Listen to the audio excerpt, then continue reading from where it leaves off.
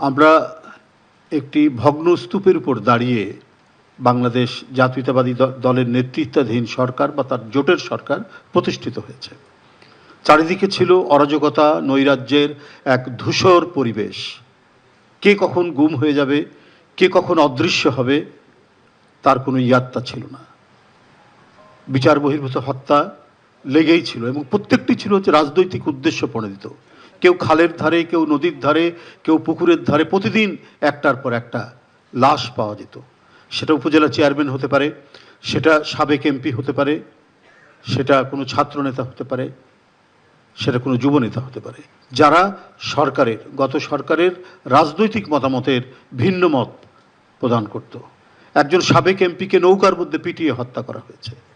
এই নৈরাজ্যের এক ঘন অন্ধকারের মধ্যে এক বিপুল তরঙ্গের আন্দোলনের মধ্যে দিয়ে আমরা 5ই আগস্ট পেলাম এবং একটি পরিবর্তন ঘটল। কিন্তু যে লিগ্যাসি, যে ধারাবাহিকতা অর্থনৈতিক ক্ষেত্রে এবং অন্যান্য ক্ষেত্রে, সেটা তো রাতারাতি নির্মাণ করা এবং পুনর্গঠন করা সম্ভব হয় না।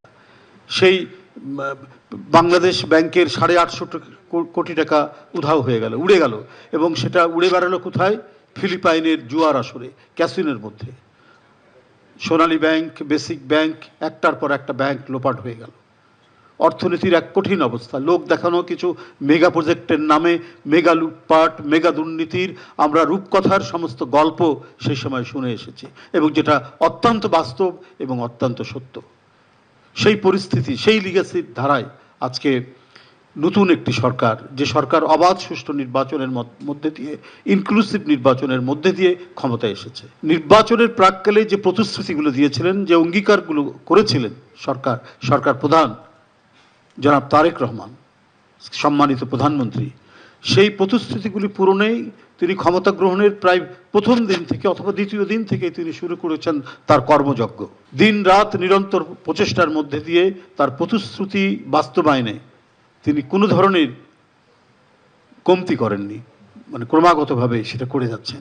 এর মধ্যে বিভিন্ন ডিজাস্টার, দুর্যোগ, প্রাকৃতিক দুর্যোগ এবং আন্তর্জাতিক বিভিন্ন ঘটনা প্রবাহ, আমাদের যে স্মুথ যে উন্নয়নের যে গতি, সেখানে অনেকটা বাধা হয়েছে।